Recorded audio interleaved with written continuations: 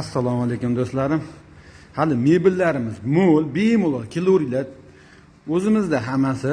Sizlarga aytmoqchi bo'lgan gapim, mana bizda uzum nasiya bor. Xudo xolasa bemalol kelavringlar. 3 oyga hech qanaqa foiz, moysiz shuni chiqarib beramiz. Sharti shuki, o'zinglar ortib ketasizlar. Faqat shu. Bemalol bor, tagi ko'p. Ha, aytganda yo'qotib qo'ymaslik uchun podpiskani bosib qo'yinglar. Sog' bo'linglar.